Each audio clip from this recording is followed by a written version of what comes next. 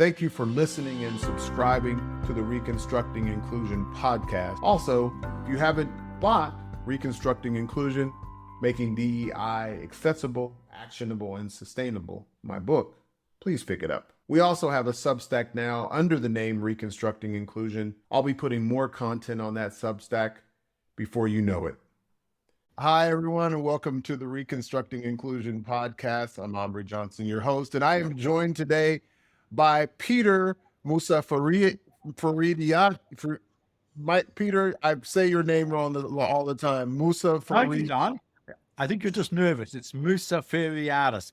That's right, because I have said it 50 million times.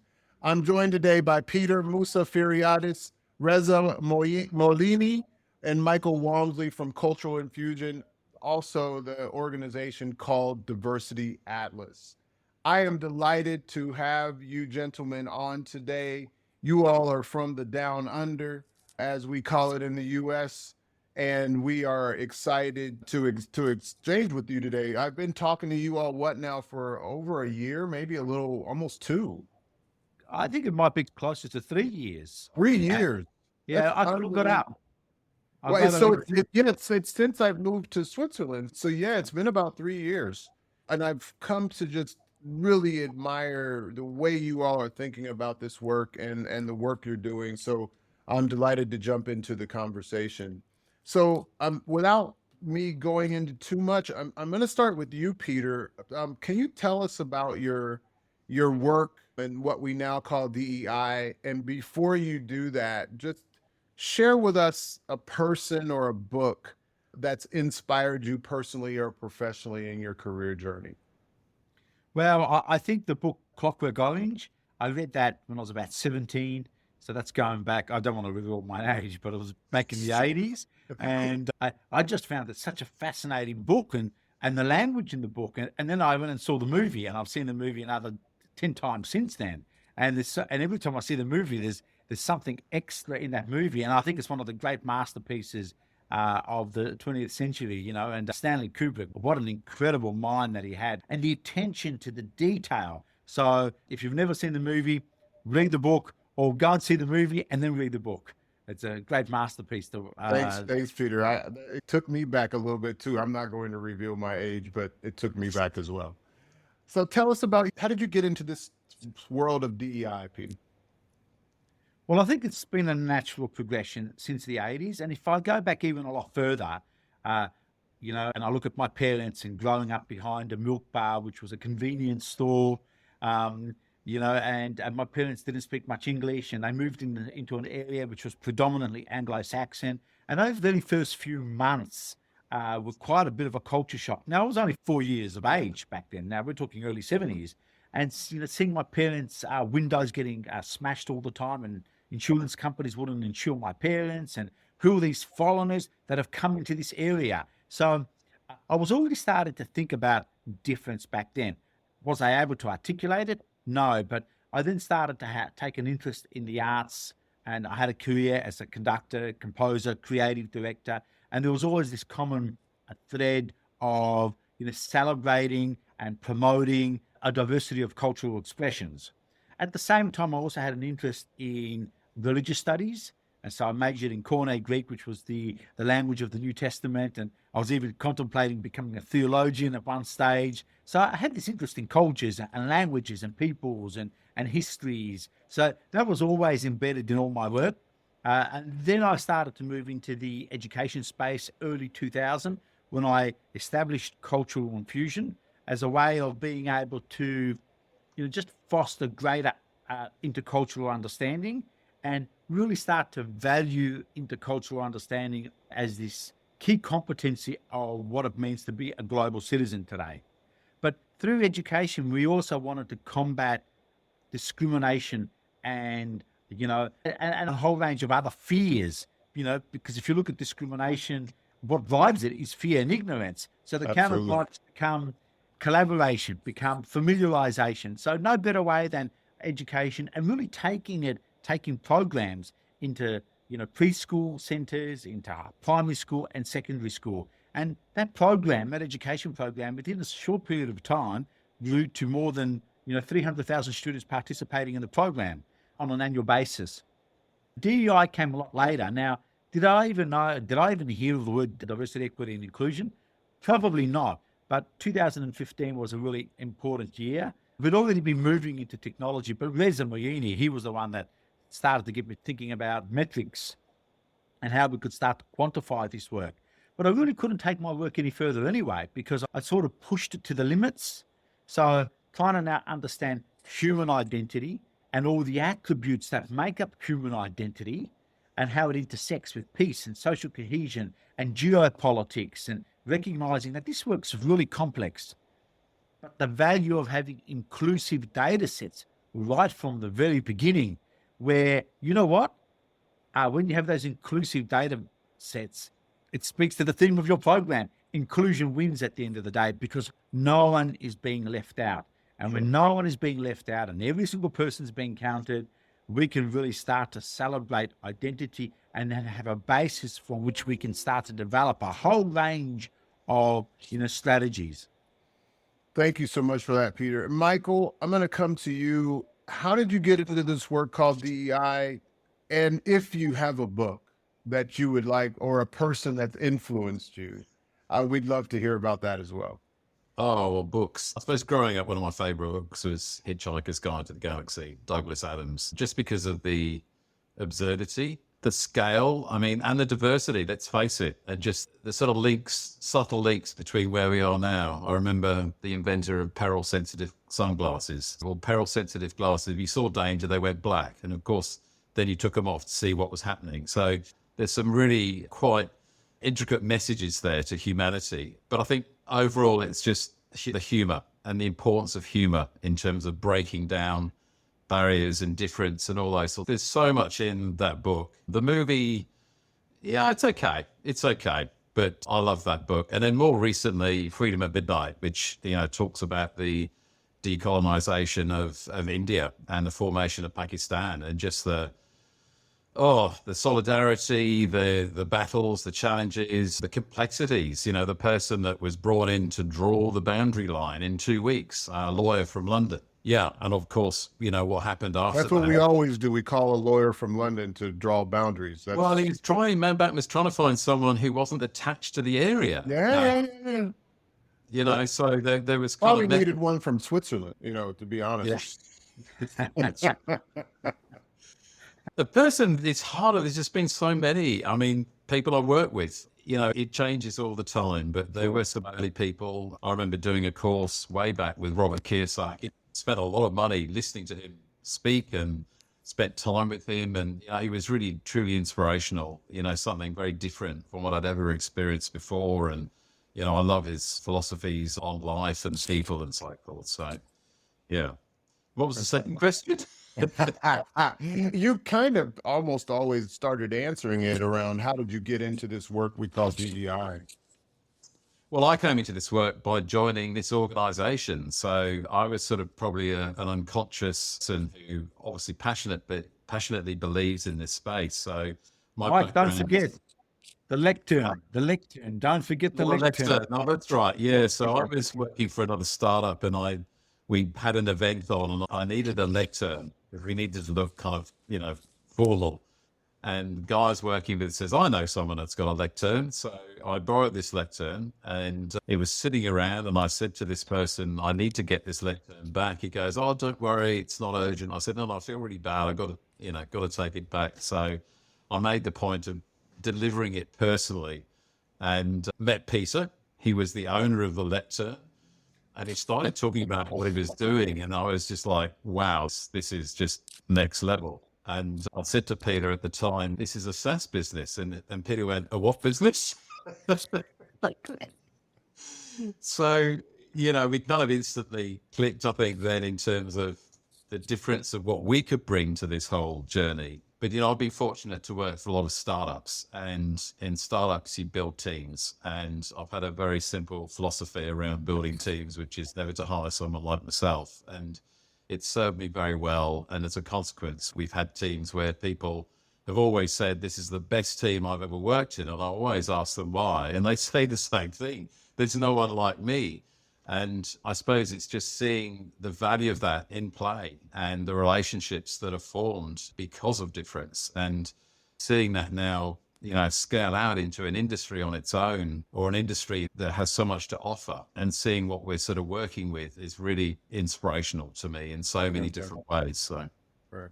Thank you, Michael. Rezza, same question. Your journey into DEI, a book or person, or even a song or a movie, Rezza, influenced you or inspired you in your life or career journey? It'll be Lionel Richie. Thank you very much, Amri. Or Boney M. Yeah, I like 70s, 80s. I mean, that's my favorite. I'm still stuck in like 60s to 80s kind of music. I don't know. Maybe, I mean, I love Dean Martin. He had one cover song called, you may remember, called, what was that? You're Nobody Until Somebody Loves You. I love that song back then. It was very like feeling good. But yeah, I'm stuck in like 80s, 70s. USA for Africa. I love to see all my characters in one shot. But yeah, I joined Culture and Fusion in another journey. I mean, similar to Michael. It was not in my career path to work in the area of diversity and inclusion. So I have a degree in engineering. I had a degree in, as a computer scientist. And back in 2015, I had recently moved to Australia as a skilled migrant, and I was trying to secure a job in my field as a broadcast engineer, as a data scientist in those fields. And I was struggling how you can secure your first job while you don't have your local experience. I had some huge, big interviews and get past the first round of interviews, second round and third round with a CEO of enterprise companies, and they told me, Rezza, you know what, everything is all right, but just, I mean, compared to someone with local experience, with less language barrier, and it's a managerial position, we prefer someone with local experience. And you know what, I said, yeah, that I get that. I totally understand. That's fine. And there was an opportunity at Culture and Fusion back then as a temporary IT administrator or IT manager later. And it was not in my career path, but I thought, you know what? It's close to my home back then in Ivanhoe in Melbourne. It's easy. I think I can do that. It's not in my career path, but I will get my hands dirty and I just make few friends. And I know that how these Aussie guys do things. And yeah, I joined the company as an IT manager. A few months later, Peter offered me a job. And again, I still was thinking about that as like a temporary journey. And the full story is on my LinkedIn profiles. But during my day-to-day work, I was trying to understand what these guys are doing actually. And I was hearing these words, inclusion, harmony, understanding of each other, belonging. And these words resonate with everyone. Everyone loves that. You don't think there's any single person that's to say that you don't like harmony or balance. Everyone loves these words at some level. But I was trying to understand it from my lens of tech and analytics and data. And I went to Peter one day and I said, yeah, Peter, you're talking about all these beautiful concepts and I really love what you say, but can you please help me understand how do you measure diversity? If you say diversity is good or if you say inclusion is good, are we more or less diverse compared to last year? Are we more or less diverse compared to the company next door? I mean, where's the benchmark here? And I will never forget that moment. He looked at me with his glasses. He didn't have the mustache back then, but he looked at me and there was a moment of silence, deep silence between us. I said, did I offend him? What's happening? He looked at me and said that, Rezza, that's a good question. I hadn't thought about that. And that became the beginning of a journey that we still don't know if anytime there would be a final answer to this. We're just discovering as we go.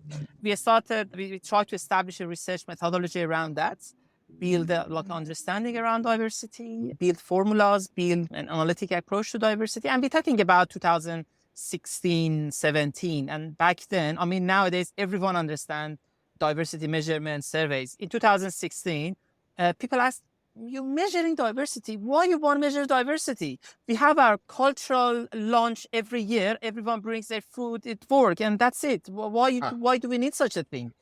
And we had these things. And I mean, the most advanced ones, they said that, yeah, we know that how many male and female we have in our team. And that's it. But we started creating a momentum and creating a buzz in that area. So because it was based on the research methodology, everyone started to understand what's the problem statement, what's missing. And there's a method. We can put a framework around diversity. You understand that. And data is unbiased.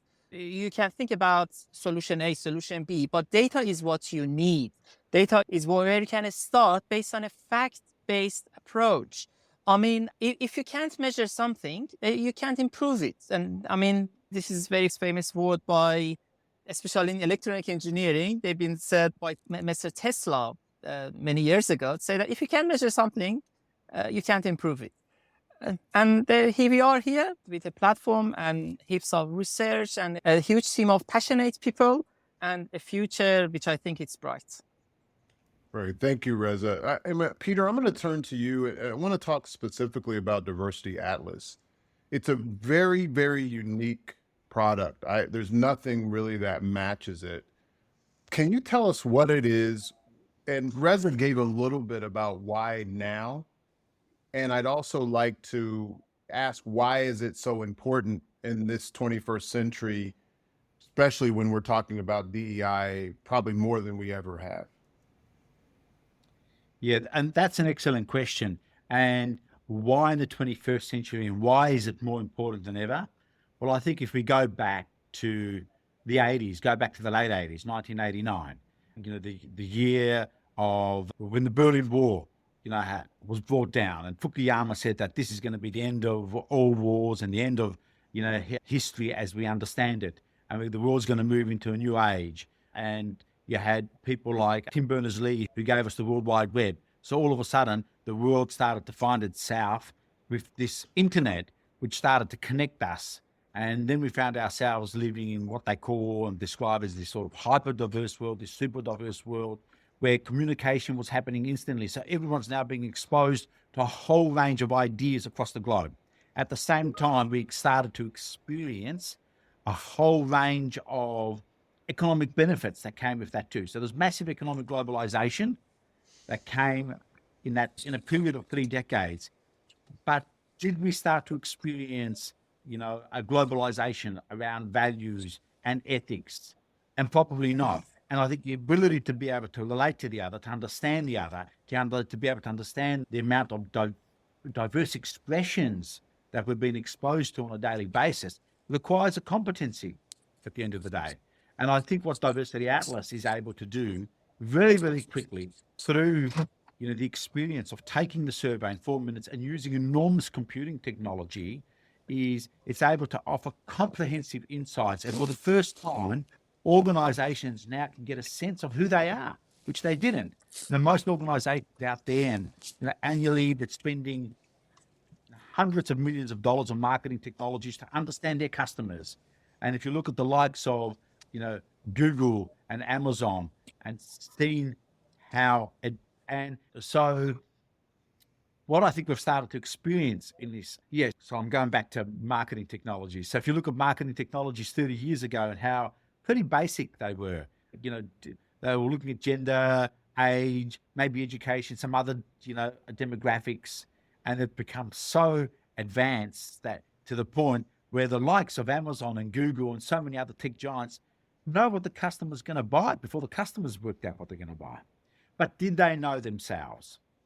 And I think that's what Diversity Atlas is able to do. It's able to quickly, put the organization under this spotlight and, reveal the diversity, the hidden diversity that exists within every single organization, because we're able to really start to look at cultural diversity and see how that intersects against a whole range of other demographic dimensions. So we're not just looking at diversity through the gender lens, but we might be looking at diversity through gender and how it intersects with secular and non-secular traditions, biological sex, how it intersects with position type, position level, and a whole range of other dimensions. And I think that's the beauty of Diversity Atlas, that for the first time, organizations can see who they are, and it uses inclusive data sets. And those inclusive data sets have taken the better part of more than 3 decades to develop. And we're constantly,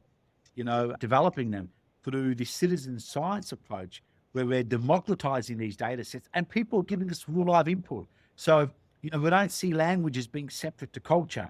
We don't see cultures being separate to, secular and non-secular traditions or countries. We recognize there's a interdependency and this connection between all of them.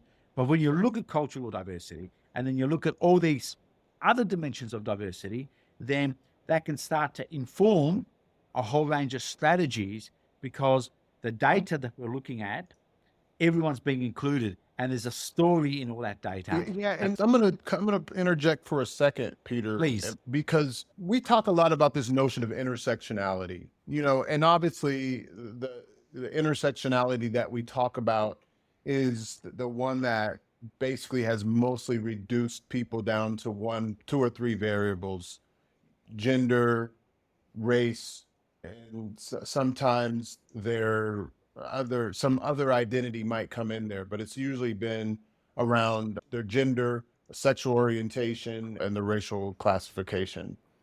And I think, obviously, the notion of intersectionality that goes beyond that is one that's quite, I would say,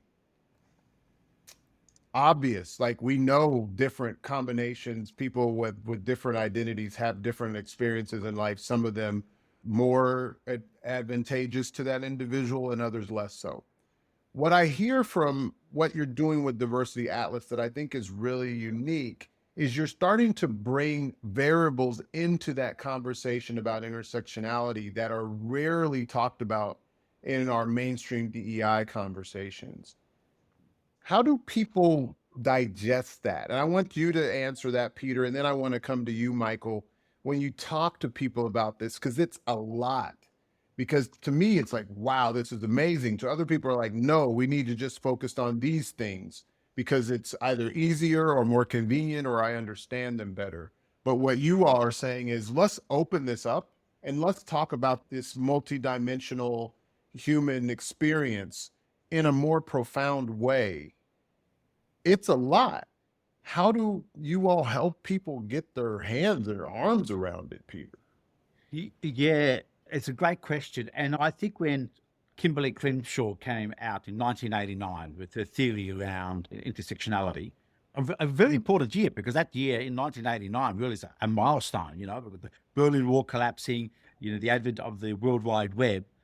I think the intention was always a great intention, but I think the criticism of intersectionality theory, and the reason why that we had criticism of it, is because it gridlocks people into certain identity. And I think the reason why that's come about, and I talk about this in my article, is that it's based on limited data sets.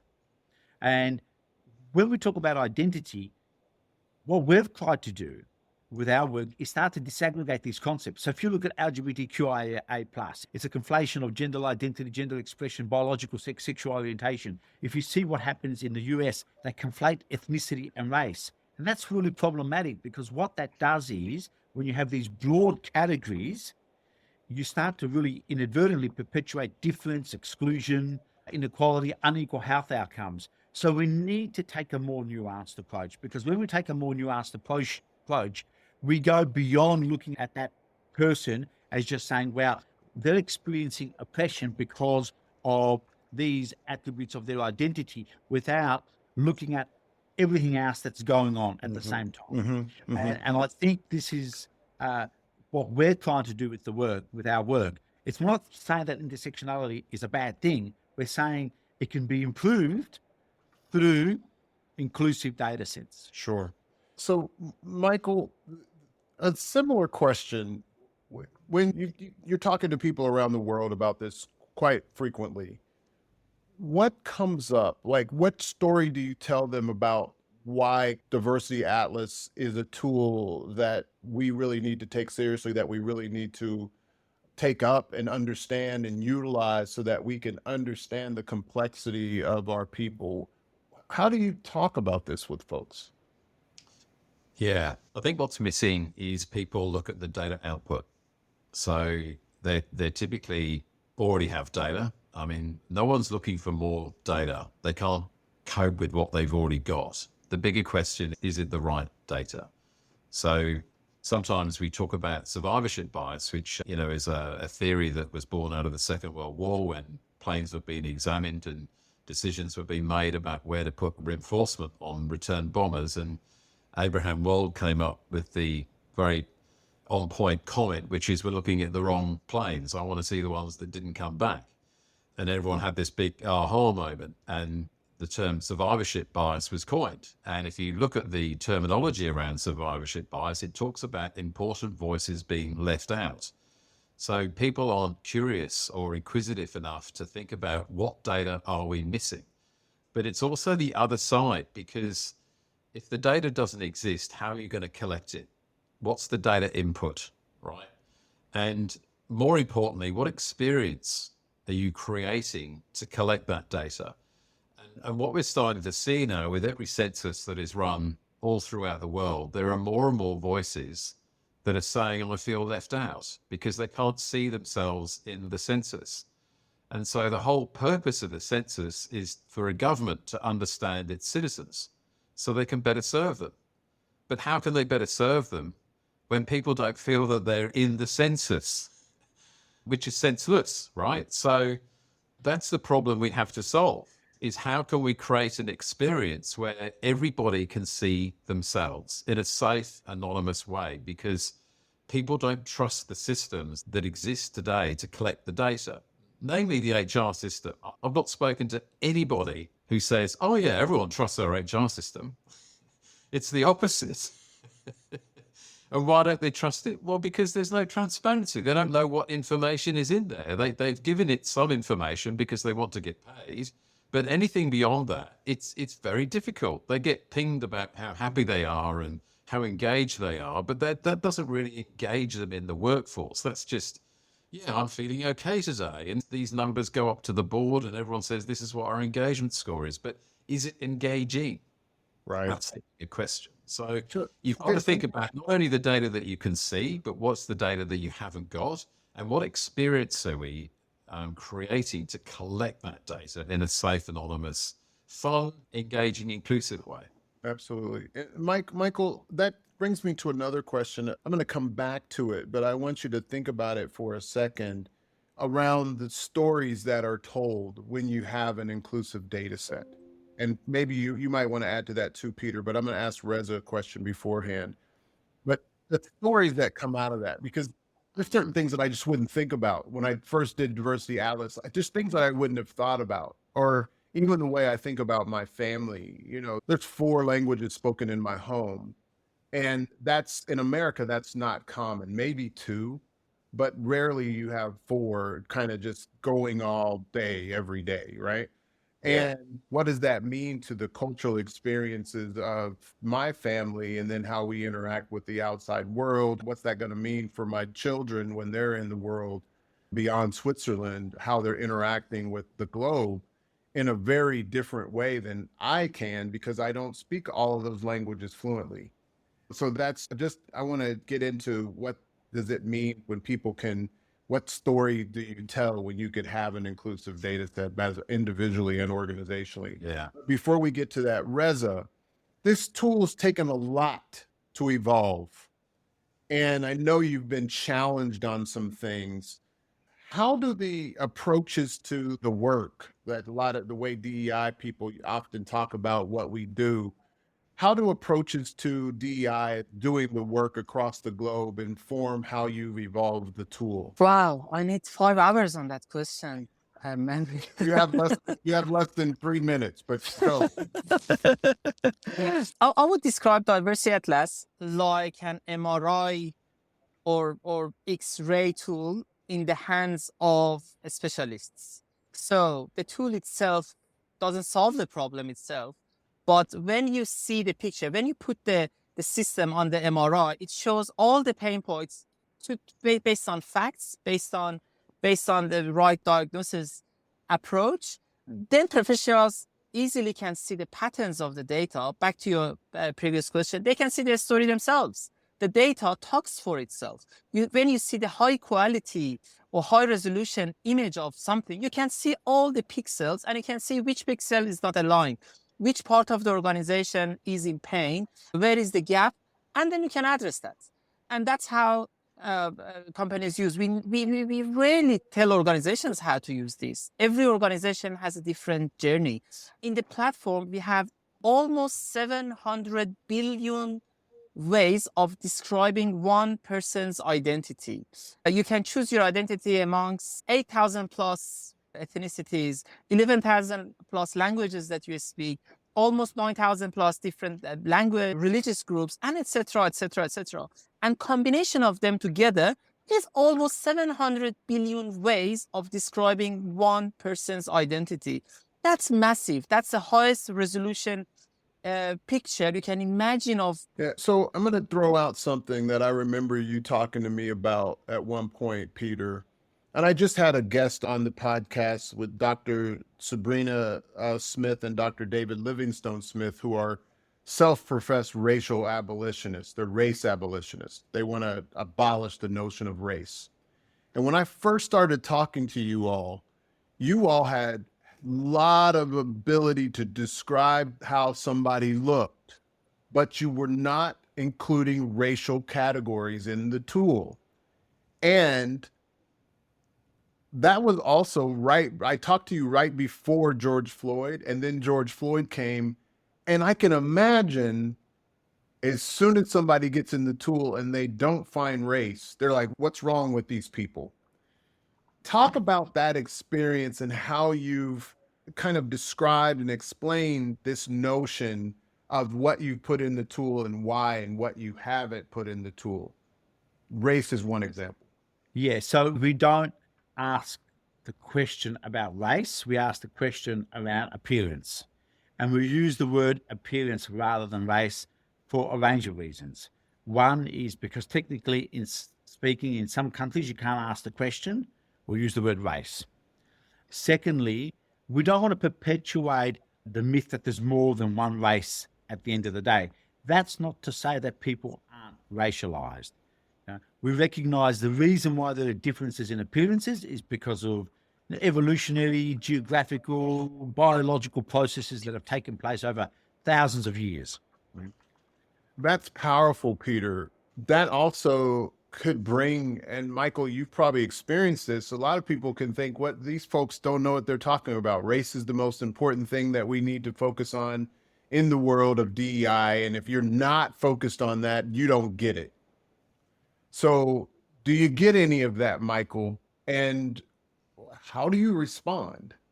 I don't think we get any, I suppose, pushback from it. It's more just a realization that, you know, when you're sort of going through a process of talking about nuanced data and this inclusive process, they start to realize the unintended consequences of a term like that. You know, and I often talk about race is only good when there's a winner. And that's you know, there's a number one and there's a number two and so forth. That's where it should be applied, not when we're trying to, you know, talk about humanity and how we're all representing all sorts of different amazing things about that. It's more just a different way of looking at things. You know, one of our clients had to submit, their European client, they had to submit a tender for work in America. And one of the questions was, how many black people in your organization? And what they were able to say is that we've got over 14 different appearances in our organization. And here they are.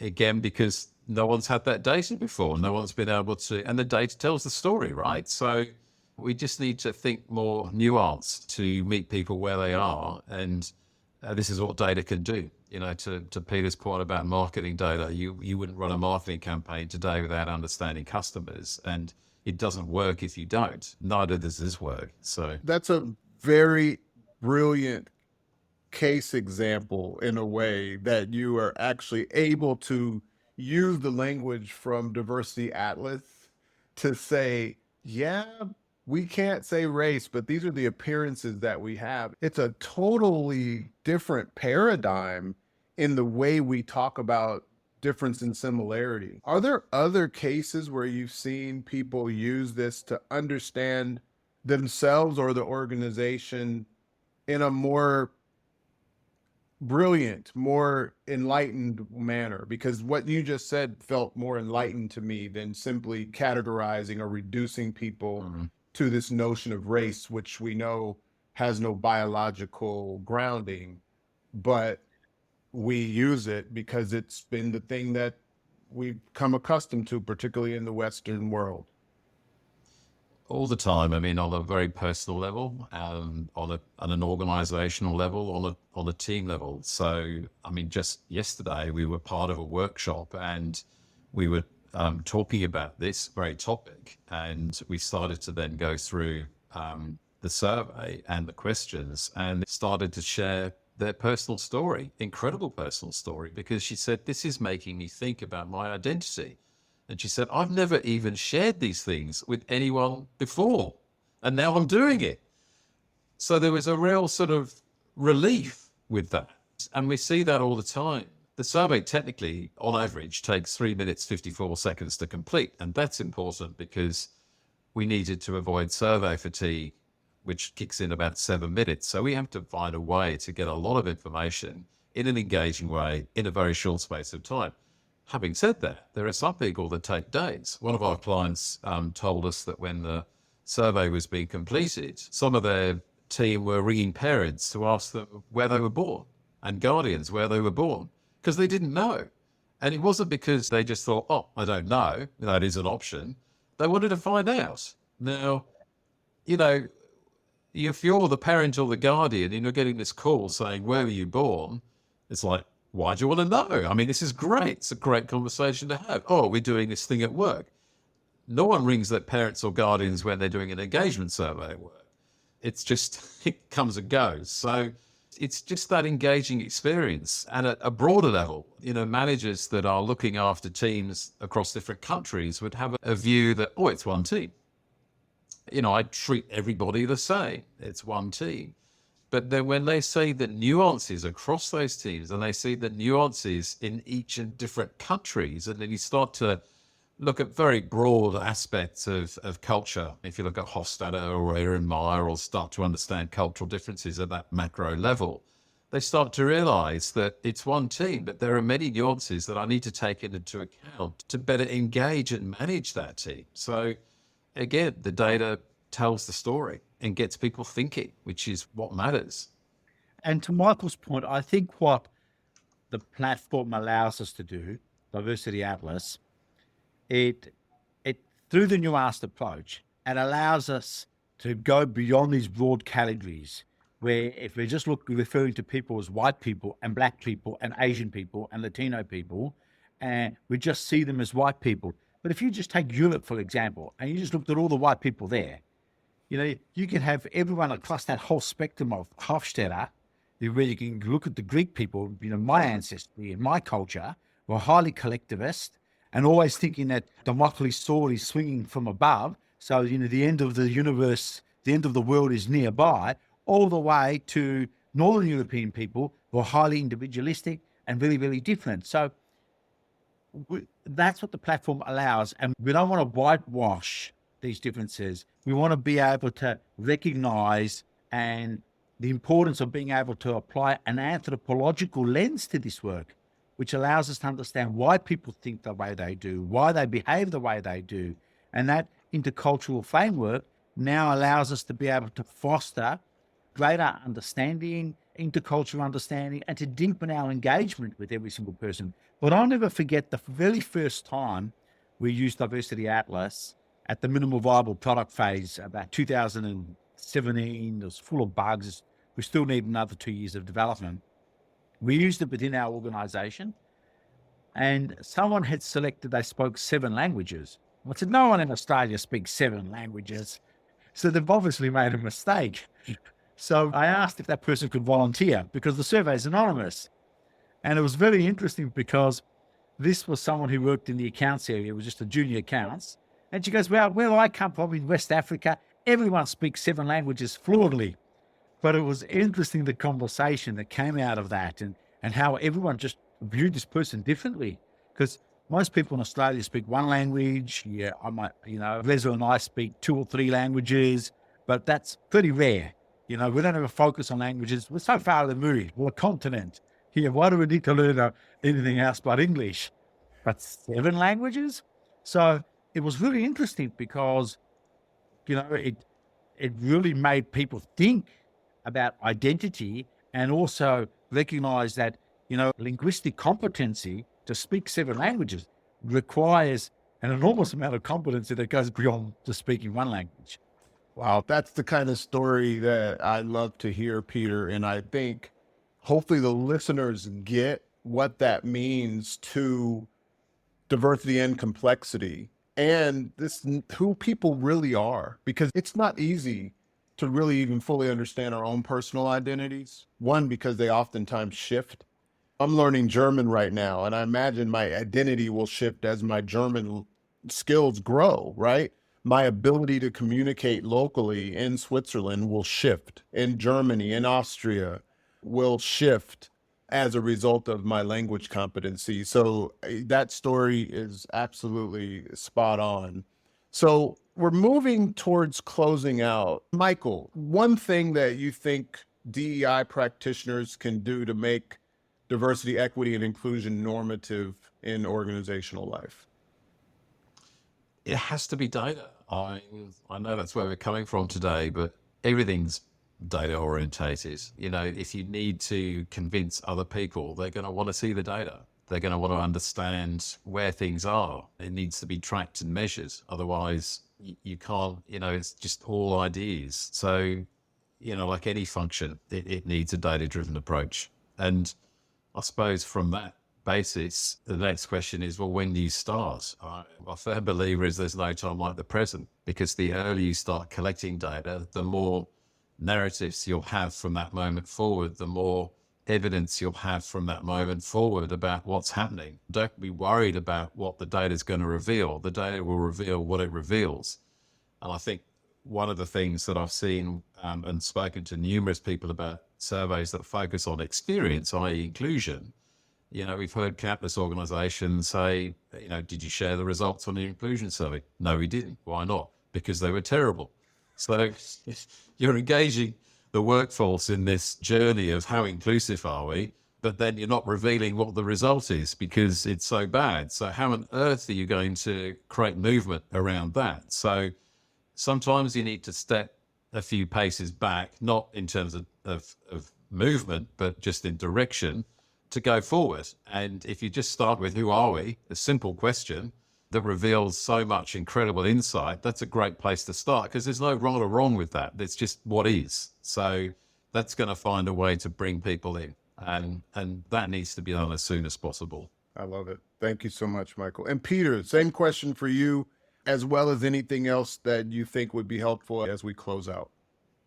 Well, I might wear my Dr. Zeus hat now and say, we've heard the saying that diversity is a fact, inclusion is an act. And I'd like to add to that, if you want to act, you need the fact, which is the data. But in saying that, I think what we all need to do in this work, and if we want to build inclusive spaces, we need to all lean in. And we all need to lean in with a heavy heart at the end of the day. And if we're hearing people who might be saying things which are, off center, it's about just leaning in at the end of the day and asking the simple question, help me understand, rather than pushing back. And I think if we can all do that, we can all build more inclusive spaces. Correct. Gentlemen, I appreciate your time, your energy, what you're creating in the world. And I am just delighted and appreciative of you welcoming me into that conversation, welcoming Inclusion Wins into that conversation. And I'm looking forward to the future. And for all of those that are listening, I hope this was helpful, and make it a great day, and peace.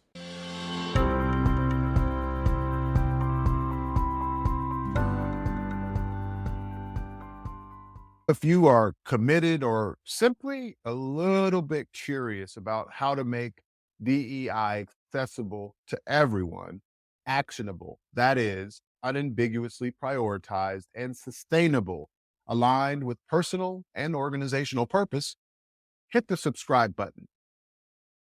Make it a great day. Peace.